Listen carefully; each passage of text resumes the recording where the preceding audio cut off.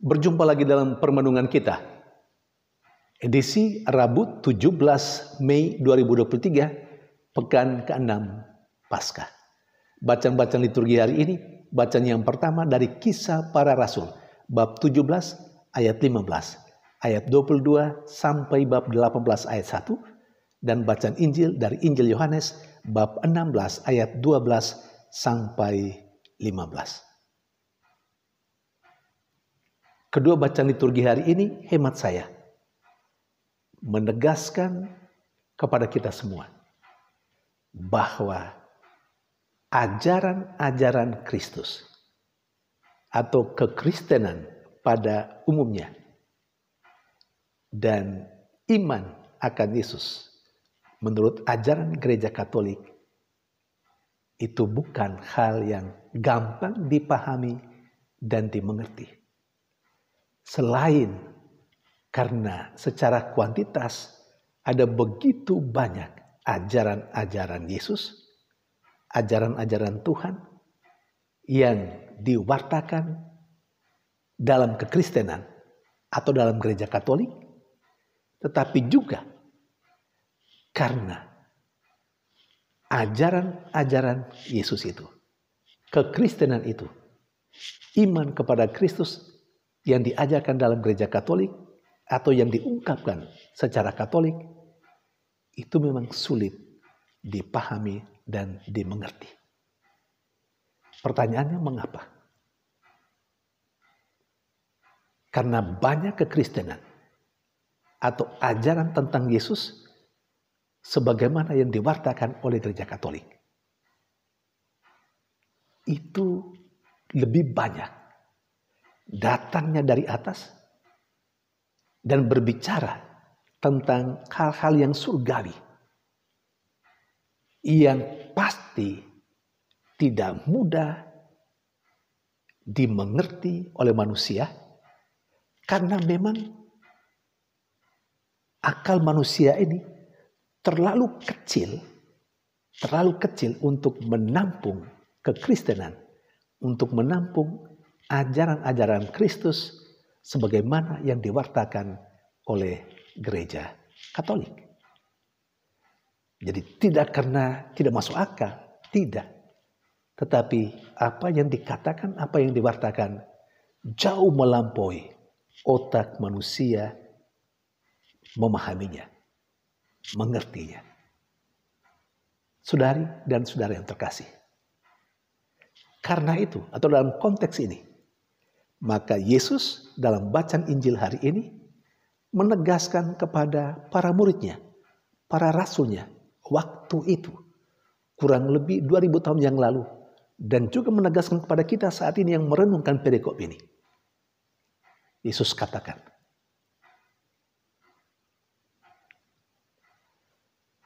masih ada begitu banyak hal yang harus disampaikan kepada para rasulnya, para muridnya. Tetapi untuk saat itu cukup. Karena para rasul, para muridnya belum sanggup menanggungnya. Ini penting, perlu digarisbawahi. Yesus berhenti menyampaikan ajaran-ajarannya pada malam perpisahannya dengan alasan para muridnya, para rasulnya belum mampu menanggungnya. Kata-kata ini berarti bahwa para rasul, para murid Yesus belum mampu menampung atau menerima karena memang ajaran Yesus terlalu banyak di satu sisi. Tetapi lebih lagi di sisi lain, ajaran-ajaran Yesus itu tidak mampu atau belum mampu dimengerti, diterima akal dari para rasul dan para muridnya. Karena itu Yesus berkata, dia berhenti menyampaikan ajaran-ajarannya. Tetapi pada saat Roh Penghibur itu datang, diutus oleh Bapa dalam nama Yesus, Roh itu akan melanjutkannya, akan memberikan pengajaran, akan mewartakan akan menyampaikan ajaran-ajaran yang datang dari Yesus. Karena Yesus juga berkata, Roh yang akan melanjutkan, menyampaikan ajaran-ajarannya. Roh itu tidak berbicara dari dirinya sendiri, tetapi apa yang dia dengar dari Yesus itu yang disampaikan kepada para rasulnya, para murid Yesus. Di sisi lain, Roh juga akan menolong para murid Yesus, para rasul Yesus, untuk mengerti semua yang diajarkan oleh Yesus dan yang dilanjutkan oleh Roh Kudus dalam pewartaan apa yang disampaikan oleh Roh Kudus yang diterima dari Yesus. Jadi para murid Yesus, para rasul Yesus akhirnya mengerti. Saudari dan saudara yang terkasih. Apa yang ditegaskan oleh Yesus? Bahwa para rasul Yesus, para murid Yesus tidak mampu menanggung apa yang diwartakan Yesus. Itu ternyata memang benar. Dan itu dialami oleh Paulus dan teman-temannya ketika mewartakan ajaran-ajaran tentang Yesus kepada orang-orang di Athena. Itu yang ditegaskan dalam bacaan yang pertama hari ini. Diceritakan di sana bahwa Paulus dengan penuh semangat mewartakan kabar gembira tentang Yesus. Secara mendetail juga disampaikan oleh Paulus.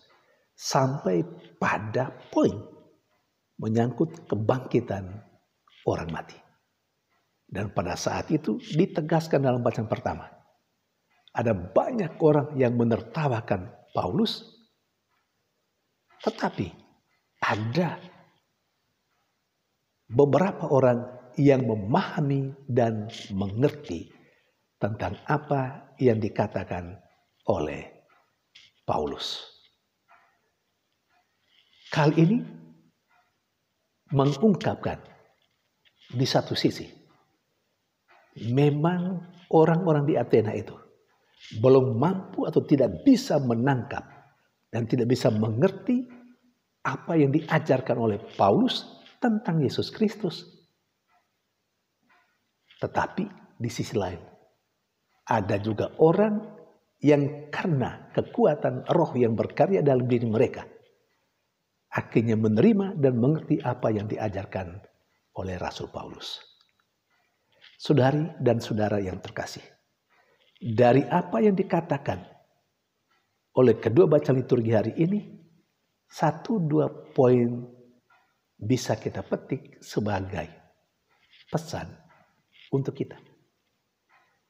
Yang pertama, sampai saat ini banyak sekali ajaran-ajaran Yesus Kristus yang diwartakan oleh gereja Katolik atau kekristenan pada umumnya.